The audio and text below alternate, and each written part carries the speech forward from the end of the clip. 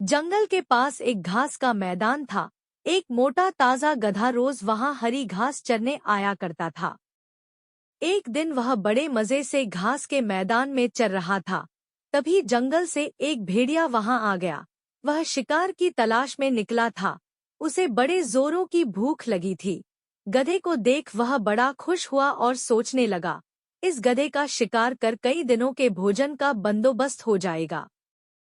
वह अवसर की ताक में एक पेड़ के पीछे छिप गया और गधे पर नजर रखने लगा। घास चरते गधे ने उसे देख लिया था और वह समझ गया था कि भेड़िया उसे मारने की फिराक में है। वह यह सोच ही रहा था कि भेड़िया उसकी ओर आने लगा। जान बचाने के लिए गधे ने एक युक्ति लगाई और वह लंगड़ाकर चलने लगा। उसे यूं लंगड़ाकर चलते देख भेड़िए ने पूछा, क्यों, क्या बात है? तुम यूं लंगड़ा कर क्यों चल रहे हो? क्या बताऊं भेड़िए भाई, मेरे पैर में कांटा चुभ गया है, बड़ा दर्द हो रहा है, इसलिए यूं लंगड़ा कर चल रहा हूँ। क्या तुम ये कांटा निकाल दोगे? मैं, भेड़िया चकित होकर बोला। मैं जानता हूँ भेड़िए भाई, तुम मुझे खाने के बारे में सोच रहे हो, मगर जब तुम मुझे खाओगे तब ये कांटा तुम्हारे गले में अटक सकता है, इसलिए इसे निकालना जरूरी है।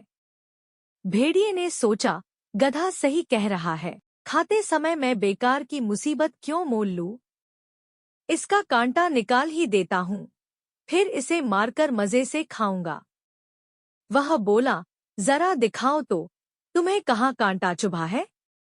गधे ने अपना पैर उठा दिया। भेड़िया उसके पैर के पास गया और कांटे को ढूंढने लगा। जब गधे ने देखा कि भेड़िए का ध्यान पूरी तरह से उसके पैर पर है, तो उसने एक जोरदार दुलत्ती उसको मार दी। भेड़िया दूर जाकर गिरा, उसका सिर चकरा गया था। उसे दिन में तारे नजर आ गए। जब वह संभला और उठा, तो देखा कि गधा उसकी पहुंच से बहुत दूर भाग चुका है। इस तरह अपनी सूझबूझ से गधे ने अपनी जान बचाई। भेड़िया सोचने लगा, जो काम मेरा नहीं बल्कि वैद्य का था, अर्थात कांटा निकालने का काम, उसे करने के चक्कर में मैंने दुलत्ती भी खाई और अपने शिकार से हाथ धो बैठा। आइंदा से उस काम में कभी हाथ नहीं डालूंगा जो मुझे नहीं आता। इस कहानी से सीख मिलती है कि विपत्ति के समय सूझबूझ से काम लें।